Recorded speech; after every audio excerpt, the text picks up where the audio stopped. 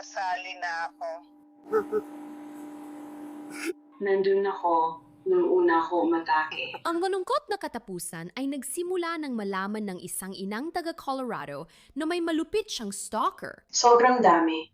At talagang naging paranoid ako kahit saan ako magpunta. Pero sa araw na dapat siyang makipagkita sa pulis, biglang nawala si Christy Krug. Pakilabas ang lubid, please! Nang matagpuang pinaslang si Christy sa sarili niyang garahe, naghanap ng sagot ang kanyang asawa. Hanapin mo siya. Ayokong huliin siya. Ayokong patayin sila. Hanapin mo siya. Posible kaya mas marami pa siyang alam kaysa sa pinapakita? Marami akong impormasyong nagtuturo sa iyo. Ito ang scandal mula sa Law and Crime. Ako, si Sierra Gillespie.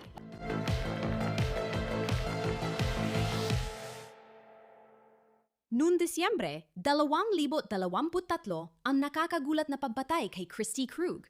43 taong gulang ay yumanig sa Marangyang lungsod ng Broomfield, Colorado. Si Christy ay isang mapagmahal na asawa at ina na sinaksak sa puso sa dapat sanay ligtas niyang tahanan. Pagdating ng pulis sa pinangyarihan, kilala na nila si Christy at ang pamilya niya. Matagal nang nakikipag-ugnayan si Christy sa lokal na pulis matapos mapansin na siya'y sinusundan. Nakakatanggap ako ng maraming text message. At ngayong araw ay nakatanggap ako ng isang email na may matinding banta.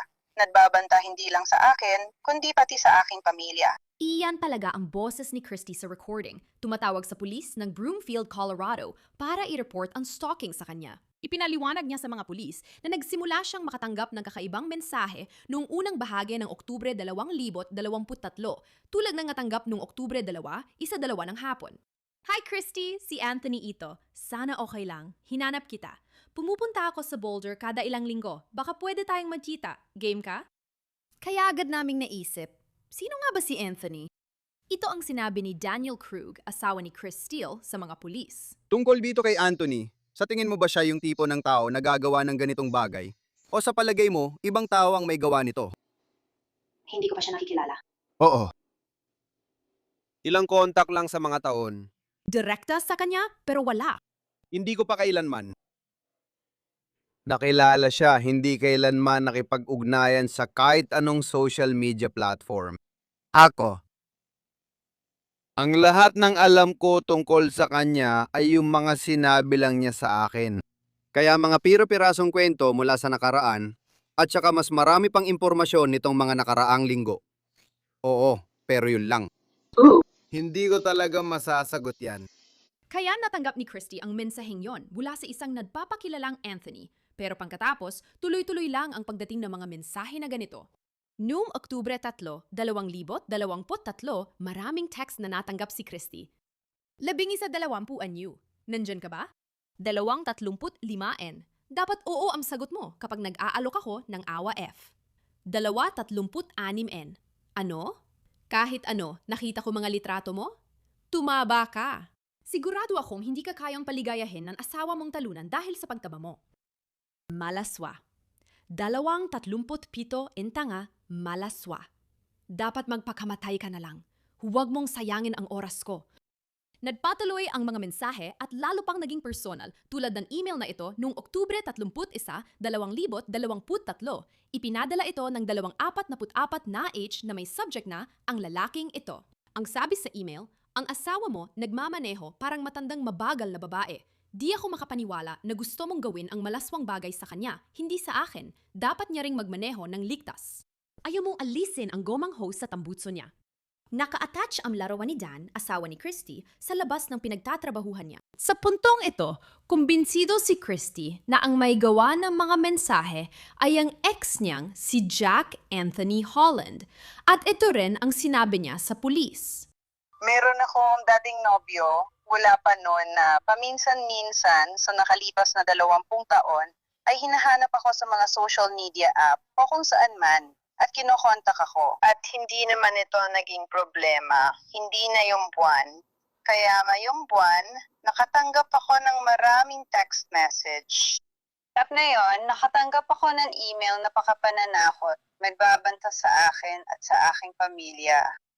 At lumala ito hanggang sa punto na kumuha siya ng bagong litrato ng asawa ko sa kanyang pinagtatrabahuhan. Kaya nagiging sobrang agresibo ang stalking ngayon. Ibig mong sabihin siya mismo kumuha? Hindi ko alam. Yun nga ang problema. Ang huli kong pakikipag-ugnayan sa taong ito ay mga 4 o 5 taon na ang nakalipas. Mga ganon. Nagtapos ito sa social media app kung saan nag-chat kami at sinabi kong masaya na akong kasal. Wala akong interes sa dahilan ng patuloy niyang pag-contact. Parang pinalaki niya ang mga bagay-bagay at pagkatapos ay pinlock niya ako. Pinlock ko rin siya. Simula noon, hindi ko na siya narinig o nakausap. Sige. Nagsimula ito ngayong buwan. May kumpleto akong talaan, pati lahat ng text messages at email. Hindi ako tumugon o nakipag-ugnayan kahit kailan. Pero nagsimula ang mga text message noong Oktubre 2 na nagyayayong magkita. Sinabing hinanap niya ako, quote, dahil hindi ko kailanman ibinigay sa kanya ang aking numero ng telepono. Hindi ko rin kailanman ibinigay sa kanya ang aking email address. Hindi ko kailanman ibinigay sa kanya ang kahit anong uri ng impormasyon para makontak ako. Nagtapos siya sa pagsasabing sana magpakamatay ako. Hindi ko siya narinig o nakausap kahit kailan hanggang ngayon. Ngayon, nagpadala siya ng email sa akin na may larawan ng asawa ko at tinatanong kung ito ba ang asawa ko. Ito ay isang bagong larawan alinman ngayong araw o sa nakaraang ilang araw lang dahil nasa lugar ng trabaho niya ito at may niebe sa lupa. At sinabing sana mag-ingat siya sa pagmamaneho at walang mapunta sa tambutso niya. Sige. Kaya, at ako muli, ay hindi pa rin sumasagot. Kaya talagang nag-aalala ako para sa aking kaligtasan. Kaya siguro, ang tanong ko sa iyo ay, may magagawa ba akong hakbang na maaaring makatulong na maprotektahan ako laban sa taong ito? At siguro, anong mga opsyon na maaari kong gawin dito? Anong alam mo sa kanya? Alam mo ba kung saan siya nakatira ngayon? Kaya medyo palaboy-laboy siya. Hindi naman siya palaboy or walang tirahan. Pero noong pumunta ako pagkatapos ng unang bahagi ng Oktubre, nabayad ako para sa online background check gamit ang Truth Finder. Parang palipat-lipat siya, wala akong makitang address niya sa Colorado ngayon. Sige. Pero malinaw na nasa Colorado siya. At sa pinakaunang text message niya sa akin, sinabi niyang pumupunta siya sa Boulder tuwing ilang linggo o parang ganon. Sige. Kaya malinaw na sa Colorado siya, pero hindi ko alam kung saan mismo. At yung numero ng telepono na ginamit niya para mag-text sa akin, muli, ipapadala ko sa iyo lahat ng impormasyon. Kasama na yung numero ng telepono na ginamit niya at yung email na pinadala niya ngayong araw lang. Pero hindi yon nakarehistro kanino man. Kaya di ko alam kung naka-block, spoofed, or ano yon. Ayoko ring subukan. Mas gusto ko talagang wag sagutin o makipag-ugnayan sa kanya kahit kailan. Kahit ano pa ang mga ilusyon niya na parang may relasyon kami, makalipas ang 20 taon at hindi ko pa nga siya nakita kahit kailan. Alam mo yon, parang ito ay medyo kaibang nakakabahala na talaga. Sang-ayon ako. Maraming posibleng dahilan kung bakit pabago-bago ito nitong mga nakaraang taon. Hindi talaga natin malalaman hanggat hindi natin siya nakakausap. Pero dun tayo pwedeng magsimula sa ngayon. Hindi ito ang huli niyang pag-uusap sa mga pulis. Sinabi niya sa mga pulis na napansin niyang may lumalabas na tubo sa sasakyan niya kasabay ng mga mensahe. Kaya inisip niyang baka may tracker ang sasakyan niya na inilagay ng stalker niya. Hindi ko alam po paano niya natutuntun kung nasaan siya. Ang hinala ko lang, may trapper sa sasakyan niya dahil kaya niya magpakita ron. Hindi ko nakikita ang mga sasakyan, maliban kung palihim siyang lumalabas sa sulok dahil imposible namang palihim siyang pumunta sa tagpuan. Sige. Wala namang kotse na paulit-ulit ko nakikita na maisip kong, uy, ang weird. Nakita ko ulit yung ganitong kotse o bagay. O kaya, naipa-background check ako sa kanya at alam ko kung anong sasakyan ang minamaneho niya. Pero hindi ko talaga nakikita yung sasakyan na yon. Ang weird lang talaga ng pagkakalarawan. Yung Camry. Posible ring napapadala siya ng sasakyan. O, pwede rin siyang may baril sa harap. Kaya ito ang tanong ko, sigurado ka bang binabantayan at sinusundan ka niya? O baka nagsasabi lang siya ng kung ano-ano?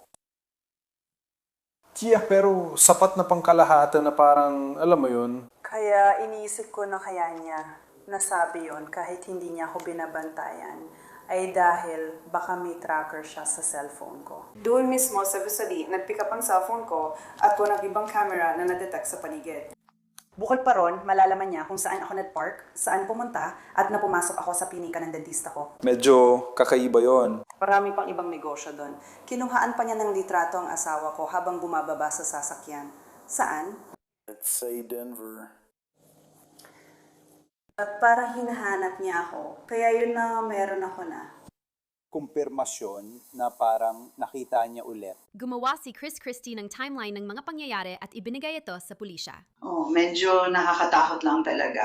Oo. Kailangan ko sabihin, sa totoo lang, sa lahat ng mga naging karanasan ko noon, hindi ko pa naranasan ang ganitong klase ng sitwasyon, kahit pa online lang. At naisip ko rin yung mga payo na binibigay ko sa mga anak ko kapag sinasabihan ko sila tungkol sa mga tao online. Parang nakakapagod pala talaga ito. Hindi ako makapaniwala na may mga batang kailangang harapin ang ganitong bagay mula sa iba't ibang direksyon at kahit kailan. Alam mo, Sobra talaga. Naging dahilan ito ng pagkapraning ko kahit saan ako magpunta. lubos kitang naiintindihan. Lagi kong pinapaalala sa sarili na nakakatakot ito at layunin talaga akong takutin. Sa timeline na to, nag-date kami noong tag-init ng Siyam. Sige. Sandali lang talaga. Parang naghiwalay kami noon mga bandang Tabilagas. Ginawa ko rin to, parang ganun din, makikita mo din sa malayo. Huling beses na nagkaroon ako ng contact sa kanya, kung saan sinubukan niya makipag-ugnayan sa akin ng personal. Nakita ko siya ng personal, ay noong tagsiwal ng 2001. Lahat dito may parehong mga tanong, kasi parang sinusubukan ko lang alalahanin kung saan ako nakatira at kung may mga anak na ako noon. Medyo nakakabahala, di ba? Sabi niya, parang itinadhana tayo at tuwang-tuwa ang pamilya niya na nag-uusap kami. Ako naman, parang, teka, akala mo ba may relasyon tayo? Dapat sinabi ko, hindi, hi, nakakatakot na ito para sa akin. May asawa at anak na ako, masaya ako sa pamilya ko. Tumigil ka na. Talagang naging emosyonal at nasaktan siya. Hindi siya galit, pero nasaktan siya. Talagang sobrang emosyon, tapos bigla niya akong binlock. Kasi makikita mo naman kapag may nag-block sa'yo sa Facebook. Sabi ko, buti na lang. At binlock ko rin siya. Tapos sabi ko, tapos tuluyan ko na isinara ang Facebook account ko bago pa magpandemya. Kaya hindi na ako makontak gamit ang lumang email o dati pang paraan. At dun nagsimula ito. Sige. Sana ito ay nagbibigay ng idea kung gaano talaga ka-absurdo ang sitwasyon na ito. Kaya nagsimula ulit ang lahat ng ito ng biglaan. Ulit, hindi niya talaga nakuha ang cellphone number ko kahit kailan dahil ang number na gamit ko ngayon, kahit matagal ko na itong gamit, ay nakuha ko lang pagkatapos ng mga contact na yon. Tama ba? Kaya hindi niya talaga nakuha ang number ko or email ko. Kailangan kong sabihin sa'yo, kakaiba talaga ang pangalan ko. Madali lang ako mahanap online. Sobrang dali naman ako mahanap. Kaya malamang isang masusing Google search lang ang ginawa niya. Pero ang mahalaga ay nagsimula ito noong Oktubre 2003. Ang talagang nakakabahala lang dito ay nung sinabi ko, anong ibig mo sabihin na hinanap mo ako? At agad ko naramdaman na may kakaiba. Lalo na pagkatapos ng huling pag-uusap namin na parang medyo delusional ka na at bigla ka na naman lumilitaw at ngayon ay todo effort ka na talagang hanapin ako. At nung hindi ako sumagot, makikita mo na ito ay nangyari noong Lunes ng 1:00. At nung hindi ako sumagot, agad-agad kinabukasan, tuloy-tuloy lang siya. Maraming mga mensahe na sobrang hayagan at tahasang sexual, talagang detalyado, at parang nanaasar lang talaga. At pagkatapos, sinusubukan niyang patunayan sa akin na kaya niya kami sundan. Hindi niya kailanman binabanggit ang mga anak ko, sa totoo lang. Hindi niya man lang kinikilala ang mga anak ko. Kahit nung ipinanganak ang anak kong babae, nung una siyang ipinanganak, hindi niya man lang tama. Hindi niya kinikilala ang mga bata. Sa ngayon, yun na ang gumagana para sa akin. At hindi ko iniisip na nasa pangalib ang mga anak ko. Sinabi rin ni Christie sa pulis na kamakailan ay may nahuli ang asawa niyang tumatakbong palabas ng garahe. Na-report din yon sa pulis noon. Ganito ang nangyari. Tumakbo ako palabas ng alas 4:15, alas 4:20. Mga ganon. Kaya umalis ako. Pinanood ko ang pagsara ng pintuan ng garahe. Hindi ibig sabihin nakasara na talaga. Pinunto talaga yun ng asawa ko. Tumakbo ako papunta sa tindahan. Bumalik ako mga 4:50 o 4:55. Habang bumababa ako, bukas ang pinto. Yung mas malaki ba o yung pangatlo? Isa, yung double by na pinto. Sige. Nung kumarada ako, may nakita akong tao, sa tingin ko lalaki. Pero ang bilis kasi ng pangyayari. Oo. Blue jeans, gray na shirt, tumakbo palabas, tumalon sa gate ko, sige, at tumakbo papunta doon. Naintindihan ko. Sige. Mas mahalaga sa akin na makita ang mga anak ko kaysa sundan siya. Tama ka. Matigas ang paninindigan ng anak kong babae. Walang pumasok sa bahay. Sige, hindi raw niya narinig na bumukas ang pintuan ng garahe. Nasa sala siya, katabi lang nun. Sige, sinubukan namin ang asawa ko, binuksan at isinara ko ang pintuan ng garahe. Pero di niya narinig dahil malakas ang TV. May napansin ka bang nawawalang gamit?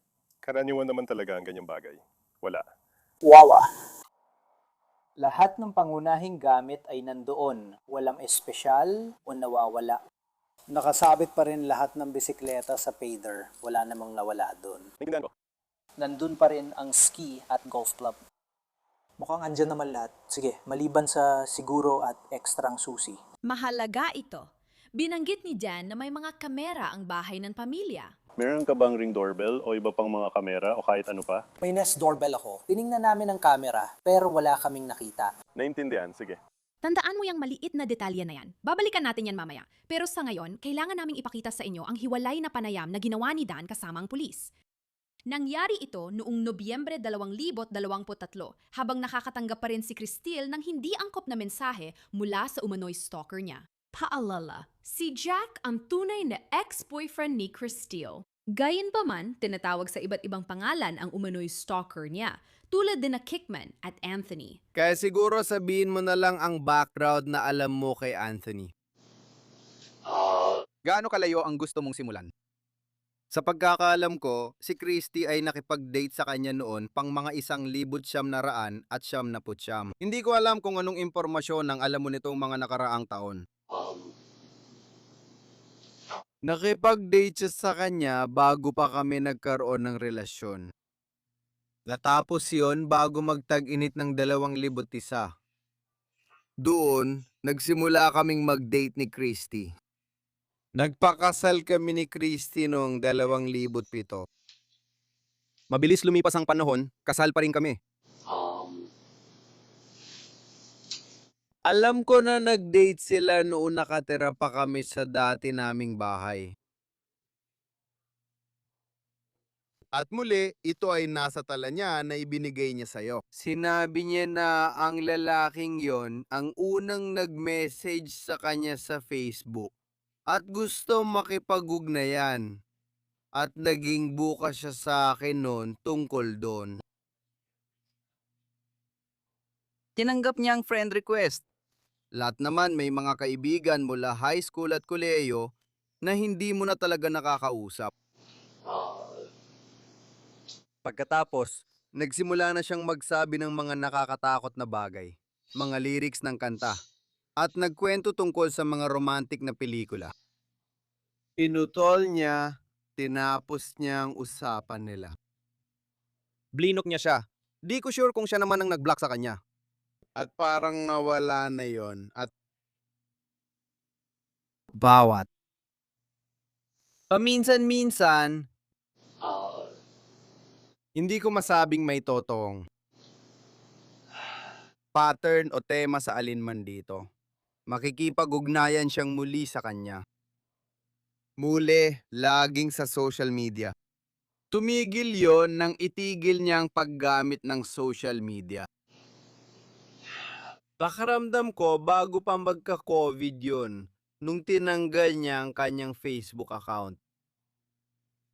At pagkatapos ng mga nangyaring sunod-sunod itong mga linggo, sige, nakuha ko. Sa tingin mo, kailan niya sinabi sa'yo na muli siyang kinontak ng lalaking yun nitong huli? Nung Nobyembre 1 o Nobyembre 2 yun. Nangyari yun pagkatapos niyang makakuha ng litrato ko sa trabaho. Sige, siya. In-update niya ako tungkol doon. Gets? Sige. At ang unang pakikipag-ugnayan na ginawa niya sa kanya ay noong Oktubre 2 pa. Kaya bakit sa tingin mo may isang buwang pagitan bago niya sinabi sa'yo?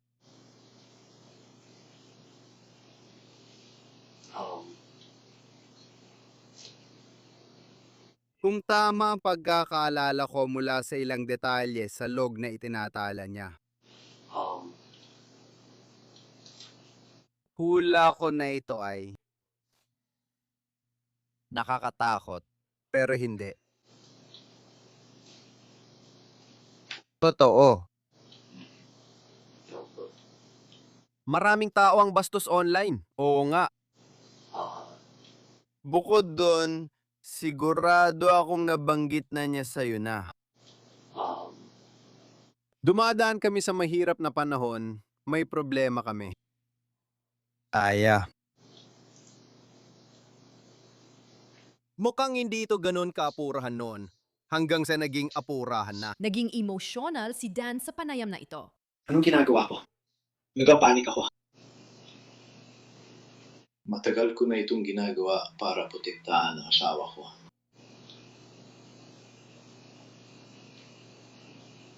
Kaya hindi ako, okay. Nakikita ko yan. At yan ang nagdala sa atin sa Disyembre 14, 2023.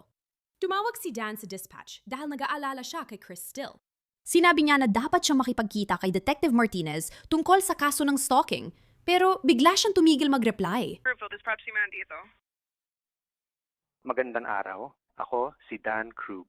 Hindi ko naman iniisip na emergency ito, pero parang ang weird lang talaga nito. Sige, hindi sumasagot ang asawa ko sa mga text message o tawag sa telepono. Sige. At nagkaroon kami ng mga banta laban sa amin. Dapat makikipagkita siya kay Detective Martinez ngayon, pero hindi ko siya matawagan. Sige. Pwede ba akong kuminginang? Siguro pwedeng may isang tao sa bahay na mag-check kay Martinez o baka pareho. Siguro magpadala ng tao sa bahay para tingnan ang kalagayan niya. Ano ang pangalan ng asawa mo? Chris Still, K-R-I-S-T-I-L-E. Sige. Apelyido? K-R-U-G, sige. Nag-text siya sa akin mga, ewan ko, 3 oras na nakalipas. Sige. At tinanong ko na siya ng ilang beses mula noon at hindi siya sumasagot. Kamusta siya nung nakausap mo mga 3 oras na ang nakalipas? Ayos lang ba siya or may nangyari? Anything going on? Inutusan niya akong sunduin ang anak namin sa paaralan dahil makikipagkita siya kay Martinez. Dapat pala siyang pumunta sa himpilan at makita si Martinez? Oo, yun ang sabi niya. Matapos ang tawag, binisita ng mga pulis ng Broomfield ang bahay ng Krug.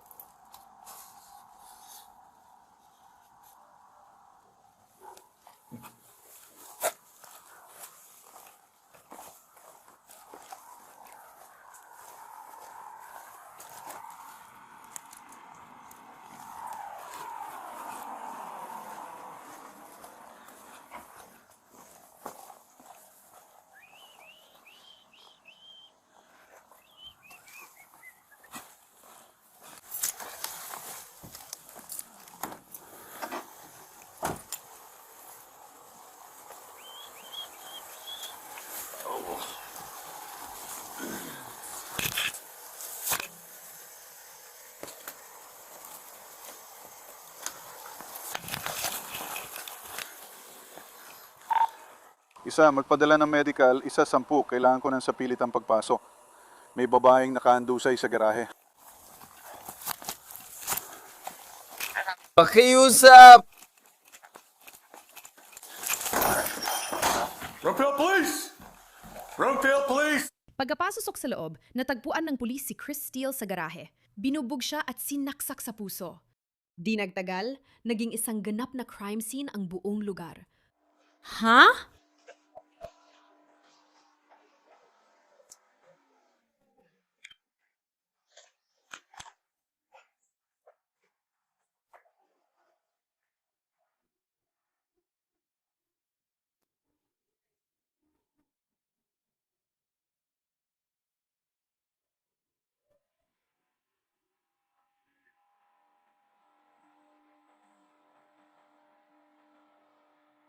Halatang sobrang apektado at umiiyak si Dan, pero agad nagsimula ang mga pulis sa investigasyon. Ngayon, maraming tanong pero wala pa kaming sapat na sagot para sa inyo. Alam ko ang gusto mo gawin na yun. Para napanitili ang integridad, ayos lang ang investigasyon at maayos naman ang ginagawa nila.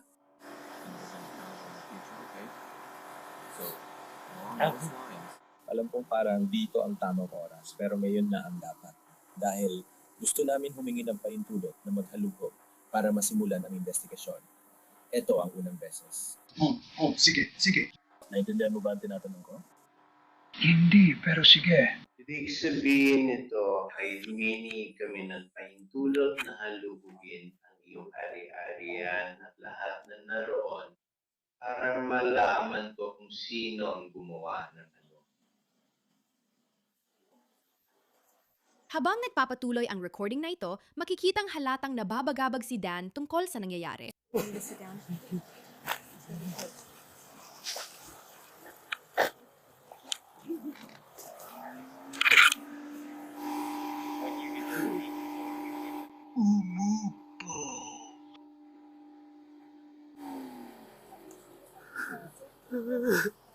Inatake ako. I was supposed to act. Nagpadala ang mga investigador ng tao para sunduin ang mga anak ni Dan at Christy at ibalik si Dan sa istasyon para sa interview ng pulisya. Alam ko na ito ang huling bagay sa mundo na gusto mong maranasan. Ginagawa namin ang lahat para maintindihan ng lahat. Pumayag si Dan na ibigay sa pulisya ang mga kamera ng pamilya at ang kanyang DNA. Agad tinanong ng mga investigador ang mahihirap na tanong. Sinabi ni Dan na iniisip niyang nagsisinungaling si Chris Steele. Ano sabihin mo ang takbo ng interaction ito? Bago ito nangyari.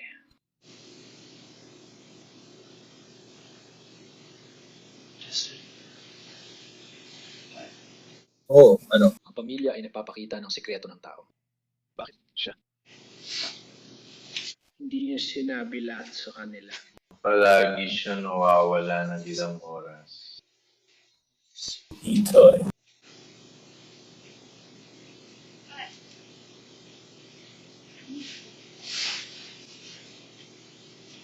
Gallon. Ibig ko sabihin. Alam mo ba ang ibig kong sabihin? Hindi masyado.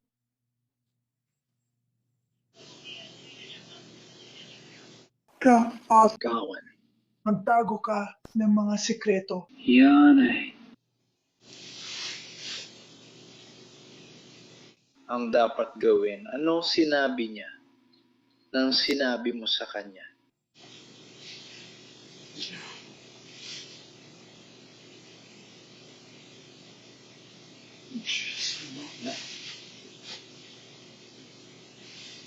Sinabi.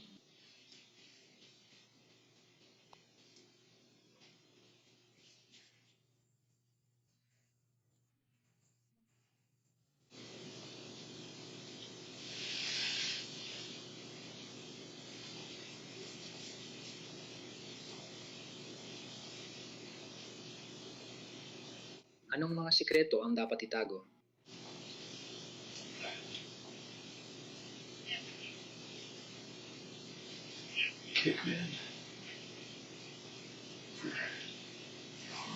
Yan ang sinabi niya sa akin. Umalis na siya. Aalis siya at mawawala.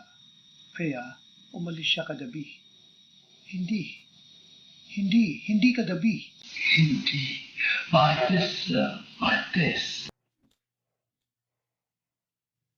Umalis siya 2 oras ng mas maaga para makauwi. Hindi, walang dahilan. Basta 2 oras na mas maaga. Palagi siyang umaalis ng maaga. Umuwing gabi na. Huli! Huli? Saan? Hindi niya sinabi sa akin.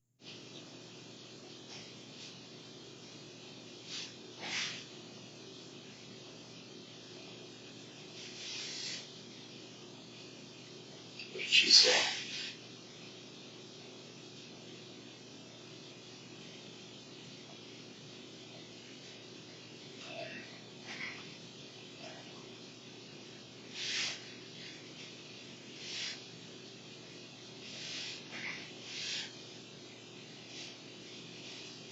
Sabi niya,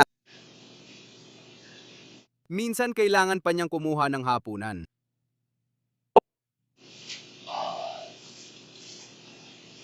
Makipag-usap kay Lawrence Orr. Hindi kailanman diretso ang sagot.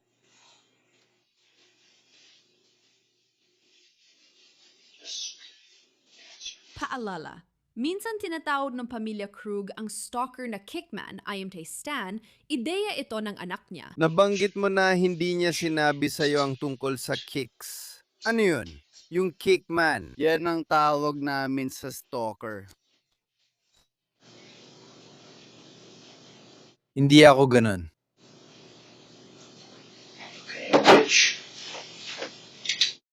May dala siyang libro na may kickman. Oo, naalala ko yung usapan na yon.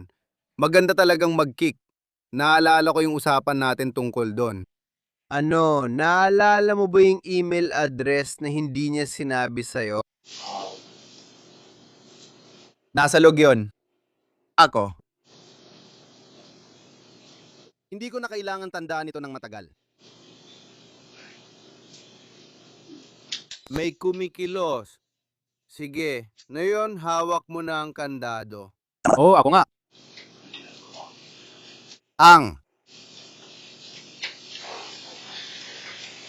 Siguraduhin mong tama ang pagkakasunod ng sinasabi kong mga pangyayari.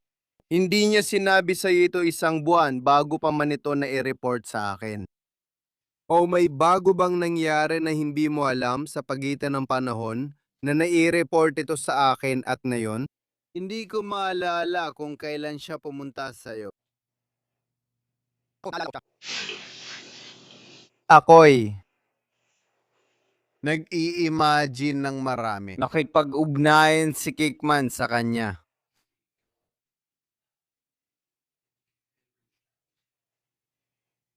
Maagang Oktubre. Sinabi niya sa akin pagkatapos ng Halloween nang nakuha niya ang litrato ko. Naniniwala si Dan na si Jack Holland ang di-umano'y stalker na kinausap ng mga investigador sa araw ng pagpatay kay Chris Steele. Tatanungin kita ng ilang pangalan para malaman kung may nakikilala kang mga pangalan. Sige, narinig mo na ba ang pangalang Crystal Krug? Maaring Grimsrod? Oh yeah, ikaw yun niya doon na kilala mo siya. Oo. At kilala mo ba si Daniel Krug? Hindi. Hindi? Paano mo nakilala si Crystal? Dati ko siyang girlfriend. Dati ko siyang girlfriend. Gano'n nakatagal yon? Mga gano'n nakatagal? Nung isang di ba siyam na raan at siyam na po siyam. Matagal na rin pala yon. Siya ko naunahan pong girlfriend. Sige. Kailan? Kailan yung huling beses mo nakausap si Crystal? Matagal na ba? Matagal na ba talaga? Parang mula nung lumipat ka mula sa Durango. Oo. Oo. So kailan nga ba yon? Mga 2014 pa. Oo. May nakontak ka ba? O may nakipag-ugnayan ba sa'yo? Mula sa lugar na yon? Mula noon? Mayroon bang tumawag o nag-message sa'yo kahit kailan? Wala. Bibigyan kita ng isang numero ng telepono at ito ay para sa isang sarhento mula sa Broomfield Police Department. Sige, gusto niya makipag-ugnayan ka sa kanya at makausap mo siya. Sige. May insidente sila. Hindi ko alam ang buong detalye ng insidente nila doon, kaya hahayaan ko siyang magkwento sa'yo tungkol sa bahaging yon. Hiniling niya sa amin na pumunta rito sa bahay mo at makipag-usap sa iyo. Pinag-uusapan nila na may aktibong warrant ka mula sa Broomfield Police Department. Pinag-uusapan nila kung ipapaaresto ka sa amin, pero hindi nila gagawin. Gusto ko lang ipaalam na may warrant ka mula sa Colorado. Pwede mong kausapin ang sarhento tungkol dito. Sana malinaw yon. Kapag tumawag ka at nakausap mo siya. Tulad ng siguro napansin mo sa video na yon, si Jack ay lasing nung oras ng interview ng pulis. Pero mukhang nagulat din siya. Di ko alam bakit ko ginawa yun. May aktibo kang warrant kaya lang. Hindi ko alam ang mga detalye ng warrant dahil sa stalking. Nakakagulat yon. Pwede mo siyang kausapin tungkol dito. Kapag kinawagan mo ang numerong yan, cellphone niya yon. Kausapin mo lang siya. Napatunayan ng mga resibo na wala si Jack sa Broomfield, Colorado nang mamatay si Chris Steele, kaya hindi niya ito pinatay. Ito ang sinabi ng pulis kay Dan. 6.5 oras ang biyahe papuntang Kickman. From here. Dito, imposible niyang magawa ang biyahe na yon. Kung lumipad siya, magkakaroon tayo ng record niyan pero wala namang lumalabas sa kahit anong flight records ng FBI, DEA, Homeland Security o kahit ano pa. At saka sa katunayan, nakontak siya sa bahay niya na sobrang lasing.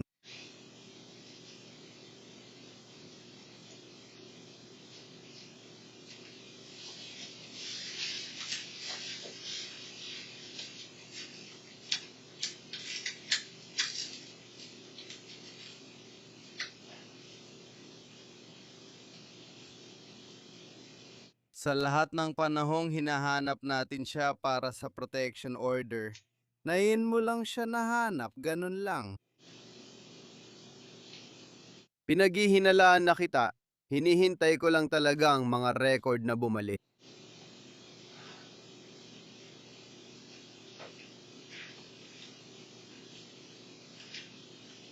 Maling tao pala ang hinahabol namin. Ikaw? Ako ba? Parang inaakusahan mo ako.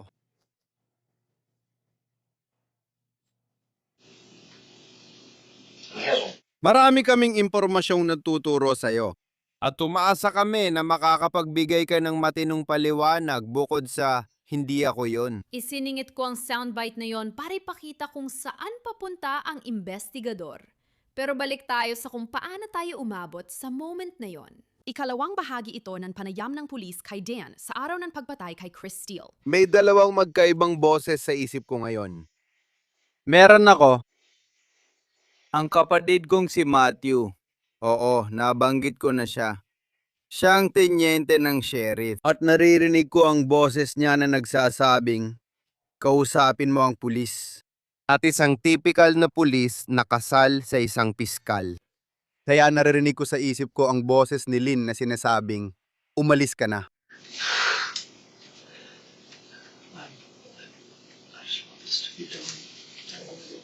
Ayoko makuha ang telepono. Ayoko lang maging telepono. Binasa kay Dan ng mga investigador ang mga karapatan niya ayon sa Miranda bago siya tanungin ng mahihirap na tanong. Anong nangyayari sa inyo? Kasi parang ang daming stress sa relasyon ninyo. Hindi kami okay ngayon. Sige. Matagal na rin kaming hindi okay. Sige. Sinabi ko sa kanya na gusto ko magpa-counseling. Tumanggi siya.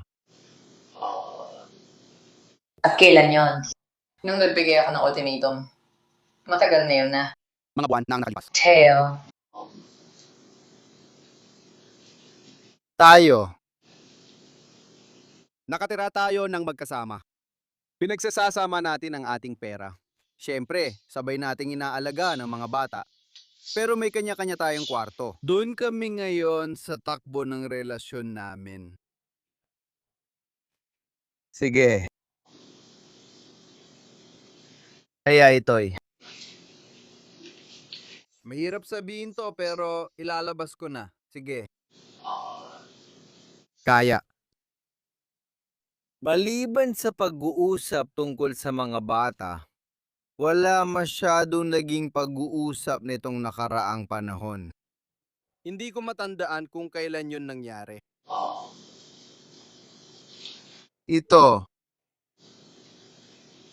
Nasaktan ako na hindi niya sinabi sa akin tungkol sa stalker nung nagsimula pa lang ito. Pero agad niya itong ipinaalam sa akin nang padalhan siya ng litrato ko ng stalker. Sa tingin ko, yun na ang naging huling patak. Halloween. Sige. Kaya sinabi niya sa akin kinabukasan. At talagang nasaktan at nagalit ako na inilihim niya yun sa akin.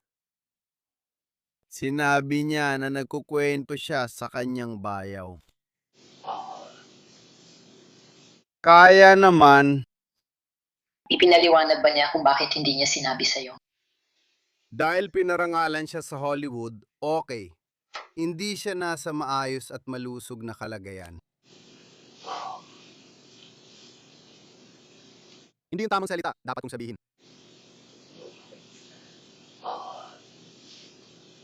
Kaya mas nagtatapat siya sa kanya. Alam mo, nung sinabi niya sa akin, gusto kong makita ang mga log niya. Gusto kong malaman kung ano ang mga pinag-usapan nila ni Martinez. At nung oras na yon, ipinaliwanag niya sa akin lahat. At nakita ko ang mga nakakakilabot na mensahe. Nakita ko rin ang ad. Lahat ng kalokohan na yon. At doon nagsimula kaming dalawa gumawa ng mga plano.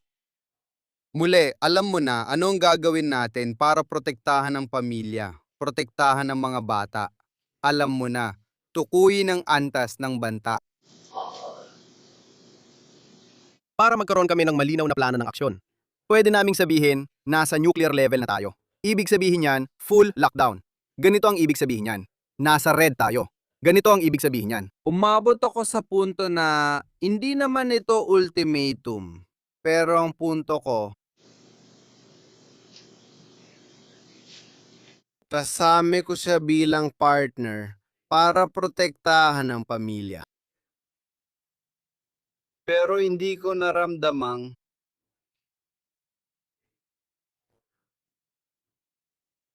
pinahalagahan ako. Oo. At sinabi ko sa kanya na ayaw kong mamatay para sa isang taong hindi na nagmamalasakit sa akin. Napakahirap niya. At sinabi ko sa kanya na gusto ko ng diborsyo. Ano? Kailan navelop ang usapan na yon? Ilang linggo na ang nakalipas bago ang Thanksgiving. Sige, at paano niya tinanggap yun? Galit. Alata naman. Karamihan ay galit na dahil binanggit ko ito. Kasabay ng iba pang nangyayari. Kaya sinabi niya na ayaw niyang pag-usapan ito hanggat hindi pa tapos ang lahat ng ito. Tapos natahimik siya. At nanatili lang kami sa ganong katahimikan. Kaya nagpalitan kami ng usapan tungkol sa paano namin poprotektahan ng mga bata, paano namin sisiguruing ligtas ang bahay, paano namin sisimulan ang proseso. Pwede ko ba may tanong, ano sa tingin mo ang nangyari ngayon kay Christine? Ano sa tingin mo? Ano ang teorya mo? Hindi ko alam. Kailangan may teorya ka. Ibig kong sabihin, sigurado akong milyon-milyong iba't ibang iniisip ang pumasok sa isip mo. Ano sa tingin mo ang nangyari? Umalis na ako. Nasa kusina siya. Siguro may mga meeting siya na kailangan puntahan. Tapos sinabi niya na makikipagkita siya sa'yo.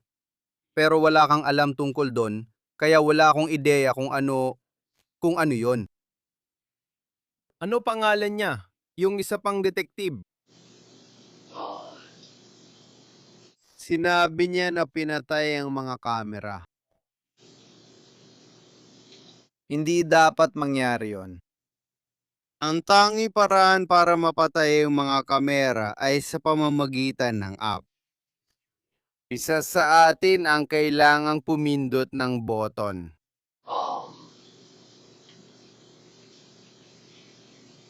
Ang pagkawala ng internet ay pansamantalang pinuputol ang feed ng ilang minuto. Hindi nito pinapatay ang mga iyon. Sabi niya, pinatay na ang mga iyon. At parang may nakalagay sa isa sa mga iyon. Kaya ang nasa isip ko, may kumilos laban sa kanya.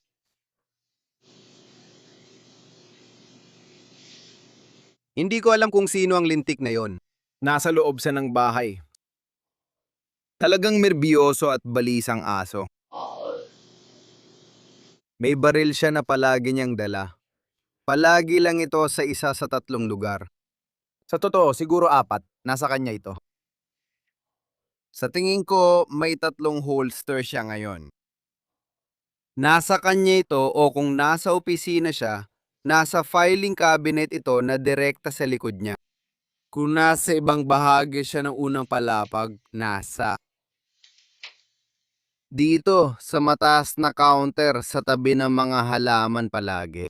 Dito lang, dito. O kung nasa itaas siya, Nakalagay ito sa tabi ng headboard. Kaya! Sa isip ko, may lumapit sa pinto. Tuwing Pasko, araw-araw akong may natatanggap na package mula Amazon. May taong kumatok sa pinto. Bihira siyang magbukas ng pinto. Pero malamang nagbukas siya kasi malamang nagbukas siya. Kaya sa isip ko, ang kwento ko ay may dumating sa pinto. Baka lumabas siya para kunin ang package. At malamang pumasok sila.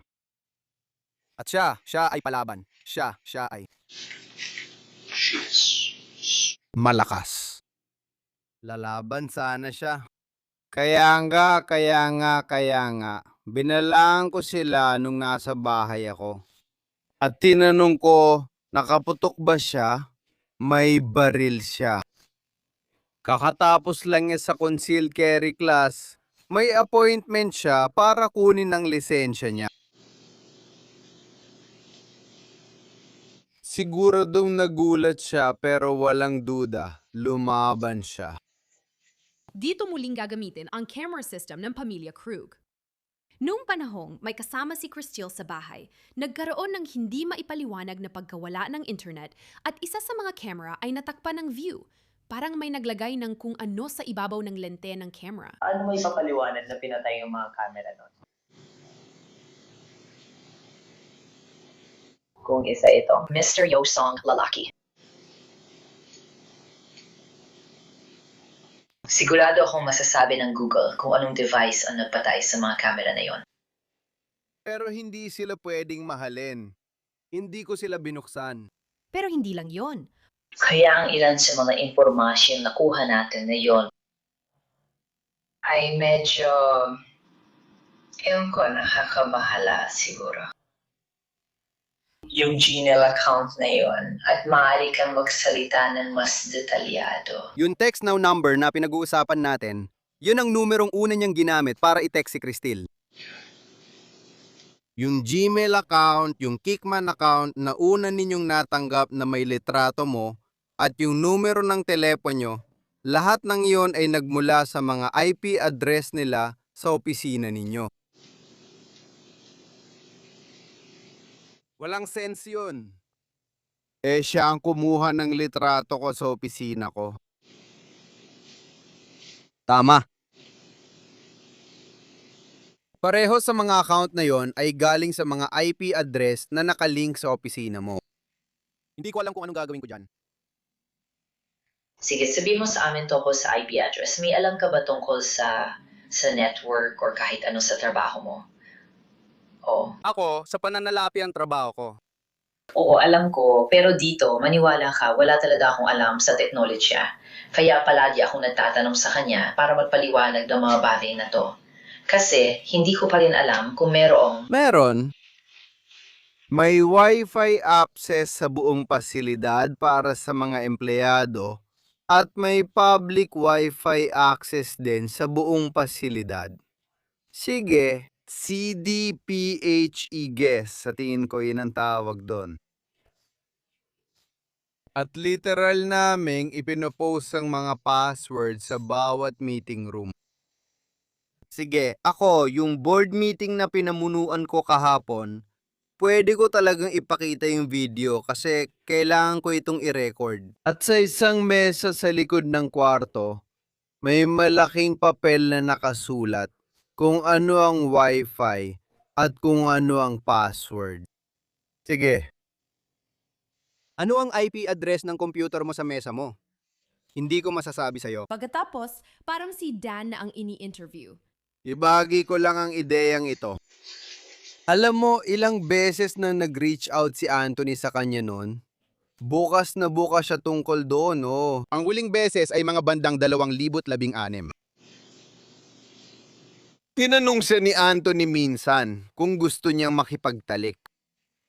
Palagay ko, madalas na siyang nilapitan ni Anthony. Tama. Kaya sa susunod na mangyari ito, kung may kahit kaunting duda tungkol sa pagtataksil, kahit kay Anthony o kahit kanino pa. Maaari tayong gumawa ng account para makita kung pwede tayong magkunwari o tingnan kung interesado talaga si Cristil kay Anthony. Kaya tatanungin natin siya at susubukan nating lampasan ng kaunti ang mga hangganan para makita kung makukumpirma nito ang hinalaan natin ng pagtataksil.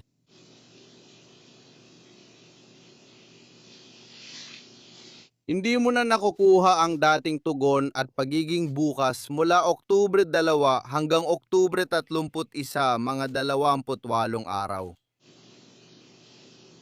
Kaya pinapaigting mo pa ng kaunti. Magpadala ka ng litrato mo sa kanya gamit ang account na ginawa mo.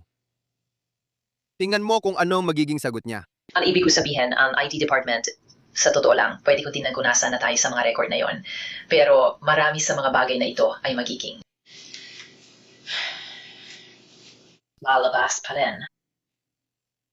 Ang pag-asa ko lang ay na sana ay maging tapat tayo tungkol sa mga bagay na yon at magkasundo na maaring nagsimula ito gaya ng iniulat, pero maaring magbago ito at maging iba na.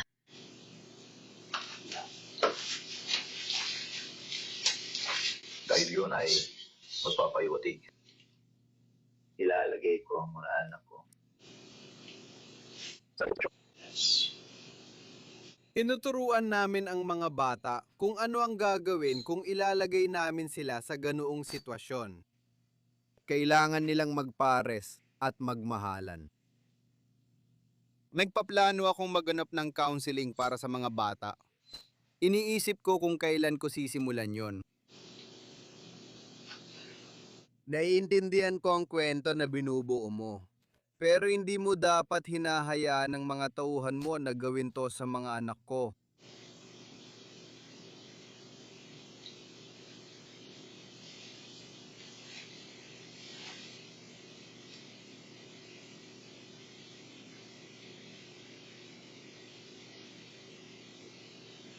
Pero sa tingin ko, sa huli, ang nangyari na yon ang maglalapit sa iyo sa mga anak mo na higit pa kaysa dati, kahit sa isip mo lang. Malapit na malapit ako sa mga anak ko. Dinadala ko si Ella sa klase sa sayaw at tinutulungan siyang mag-ehersisyo ng kalamnan. Naglalaro kami ni Malcolm ng aming mga laro. Mas gusto niyang matulog sa tabi ko kaysa sa tabi ni Cristil. Binabasahan ko si Lorelai ng Harry Potter. Mahal ko sila. Mahal na mahal ko ang mga anak ko. At pwede kang mawalan ng oras sa kanila kapag nagdiborsyo ka. Bigyan mo kami ng ibang paliwanag kung kailan.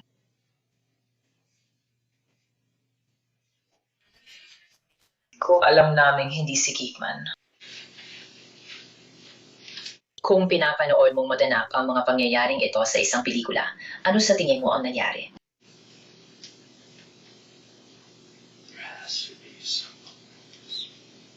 Nanadawang patayin ang mga kamera, nanadawang mag-access ng isang password-protected na sistema para patayin ang mga kamera.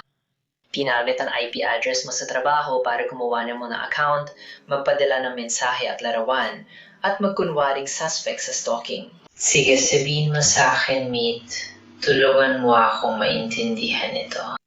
Hindi ko alam. Hindi ako ang gumagawa nito. Ako, analitiko ako kapag nagtatrabaho. At ako ay nagbabasa at nagsusulat ng katang-isip sa bahay. Hindi ko ginagawa. Hindi ako gumagawa ng crime drama, di ko alam yon. Gusto ko lang makita ang mga anak ko. Ipiniliwanag ko na ito sa mga abogado. Ang pamilya ko, kapag may masamang nangyayari, kahit na alam mo sila, magkahiwa-hiwalay, gusto kong makita ang mga anak ko. Tapos na ba tayo dito?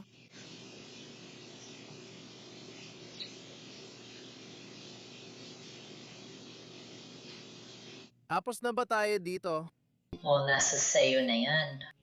Sa tingin ko, marami pa tayong mga tanong na hindi nasasagot. Pero, ang ibig ko sabihin, Ako, gusto Gusto kong malaman ang nangyari ngayong umaga. Gusto ko malaman kung ano... Kung bakit ka nagalit at sinaktan mo ang asawa mo. Kasi naniniwala ako yun ang nangyari. Naniniwala ako naging. Dahil doon, wala na ibang lohikal na paliwanag. Gusto ko malaman kung ano ang nangyari sa kanya. Lumaban ba siya? Nakapagpaputok ba siya? Nasaan siya noong? Nandito si Linda na nagsabing ginagawa nilang CPR sa garahe. At yun lang ang alam ko. Kaya sabihin mo sa akin. Lumaban ba siya? Nakapagpaputok ba siya? Nasaan siya sa bahay? Hindi pa tayo nakapunta doon para malaman. At iisa lang ang tao sa kwartong ito na makakapagsabi sa atin. Si Detective Gonsalvo at ako ay nandito kasama ninyo.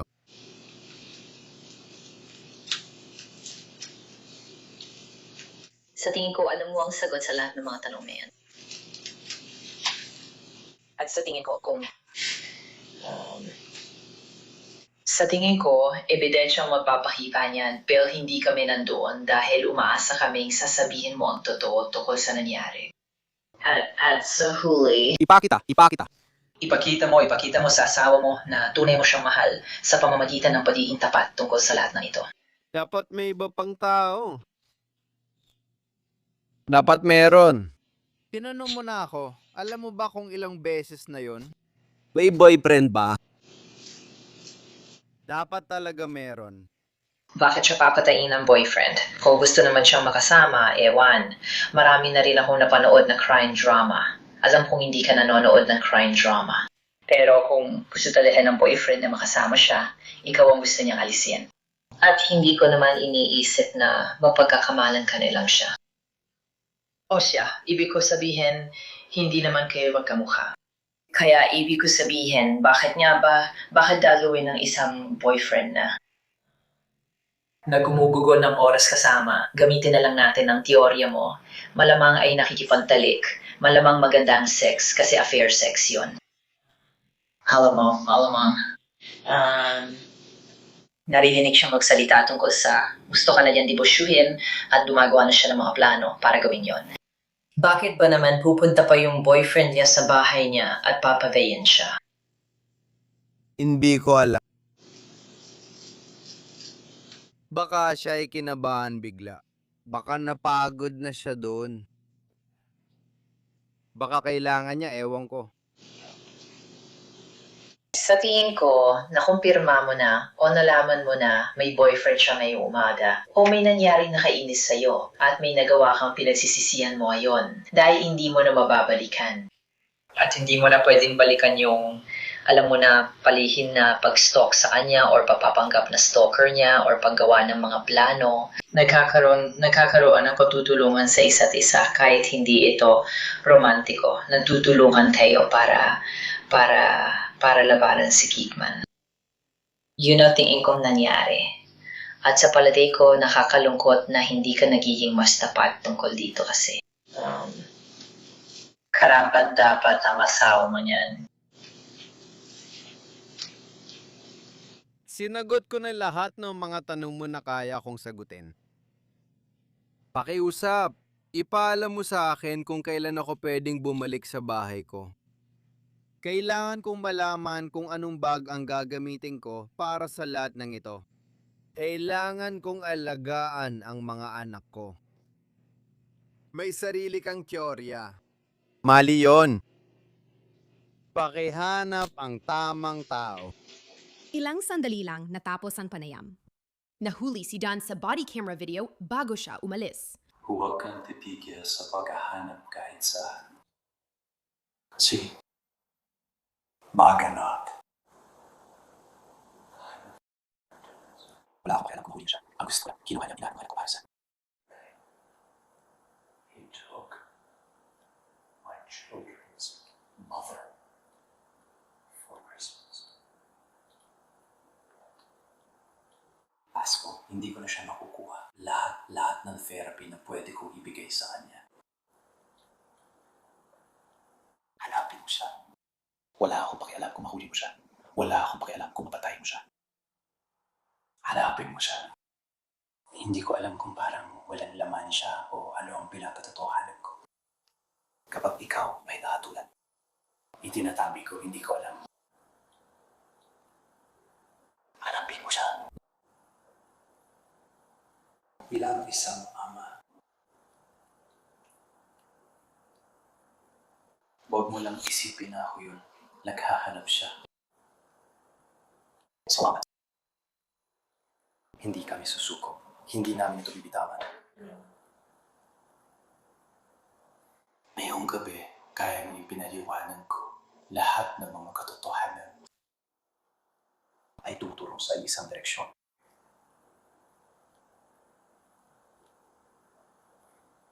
Pero wala pa ibig sabihin yun. Mula sa professional na pananaw, iyon ang nakita ko. Pero si Daniel Krug ang sa huli ay naresto. Nahaharap siya sa mga kasong first-degree murder, stalking, at identity theft/impersonation. Noong Abril 2025, humarap siya sa padlilitis at kalaunan ay napatunayang guilty siya ng hurado sa first-degree murder at stalking. Simula noon, hinatulan siyang makulong habang buhay na walang parol. Hanggang dito muna ang episode ng Scandal ngayon. Kung nagustuhan mo ang napanood mo at gusto mo pang makakita ng iba o gusto mo makipag-ugnayan sa akin sa social media, mahanap mo ako sa mga lugar tulad ng Instagram bilang Sierra Gillespie. Salamat sa panonood ng episode ng Scandal ngayong araw. Tulad ng dati, ako ang inyong host, Sierra Gillespie, at magkikita tayo muli sa susunod.